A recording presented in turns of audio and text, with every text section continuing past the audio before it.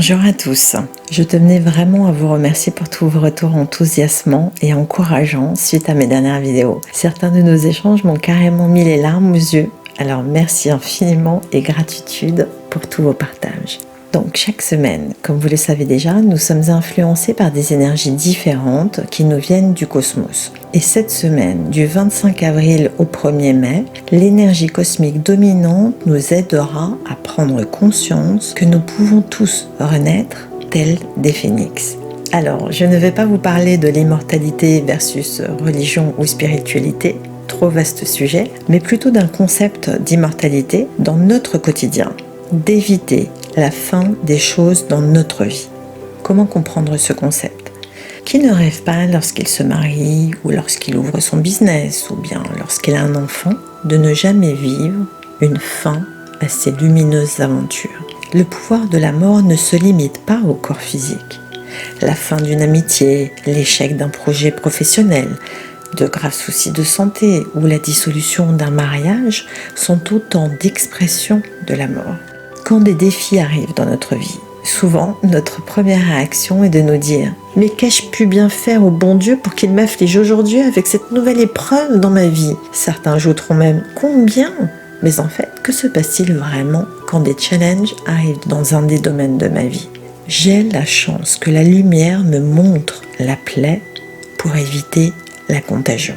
Sous-entendu, la fin dans un des domaines de ma vie. En fait, la lumière voudrait que tout soit parfait pour moi, dans mon existence, dans tous les domaines, et que je ne vive pas de fin des choses qui me tiennent à cœur. Et elle nous accompagne dans cette mission, tel un mentor qui nous éclaire les zones à travailler et à corriger dans notre vie. Les bobos, les disputes, les avertissements, comme un accident de voiture par exemple, ou un grave problème de santé, ne sont pas envoyés par la lumière. Mais cela ne nous arrive que pour mettre en lumière ce que nous devons travailler et corriger en nous. Lieu où nous avons probablement, à un certain moment, donné plus d'énergie à notre adversaire plutôt que d'avoir été dans le partage désintéressé. L'unique objectif de la lumière, c'est que nous nous sentions épanouis, heureux et dans l'abondance dans chacun des domaines de notre vie sans qu'il n'y ait de fin. Il existe une réalité où la fin des choses ne survient pas et la vie continue pour toujours. Comme l'a écrit Rumi, maître spirituel soufiste persan, décidément je suis fan, la mort brise la cage mais ne blesse pas l'oiseau.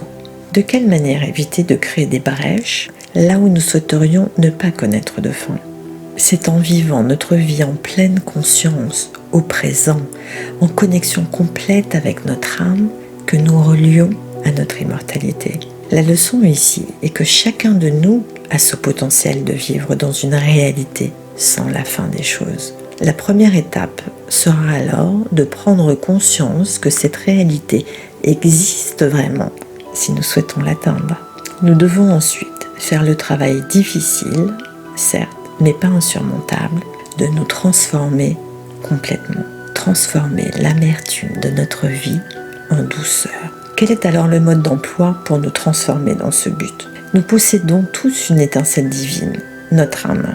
Maintenant, imaginez que notre être soit relié au Créateur par des cordes. Eh bien, plus nous donnons de l'énergie à notre désir de recevoir pour nous-mêmes, c'est-à-dire plus nous nourrissons notre égoïsme, notre colère, notre jalousie, notre confort.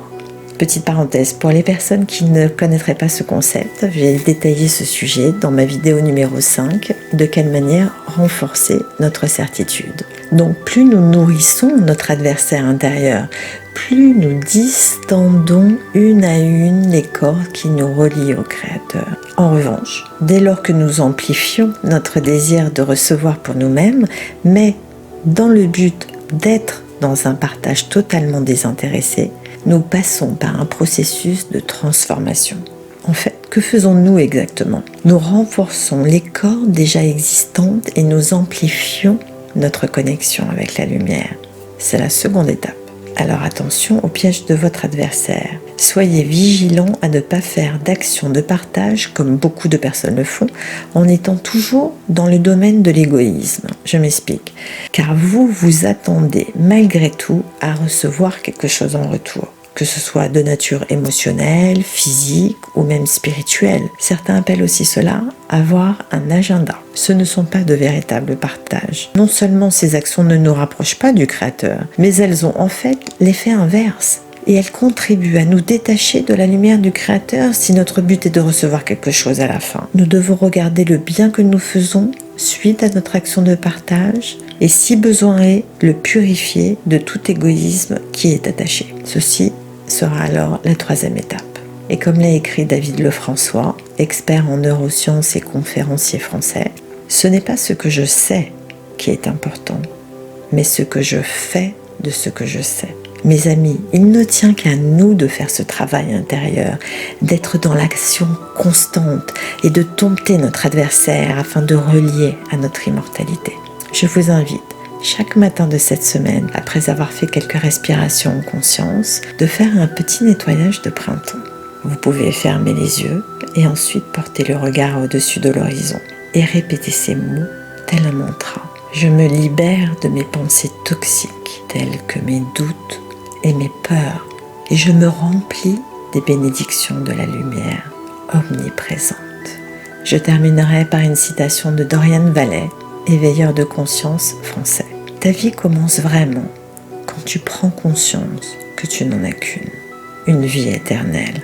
Mes amis, notre attitude dans cette vie fera ou ne fera pas que l'impossible devienne possible. Soyez ambitieux. Merci pour votre écoute et si vous avez pensé à une personne pendant le visionnage de la vidéo, je vous invite à la lui transférer. Vous pouvez la liker, vous abonner à ma chaîne YouTube Rava en Conscience et me suivre sur Instagram et Facebook. Alors à dimanche prochain pour en savoir plus sur l'énergie cosmique de la semaine à venir.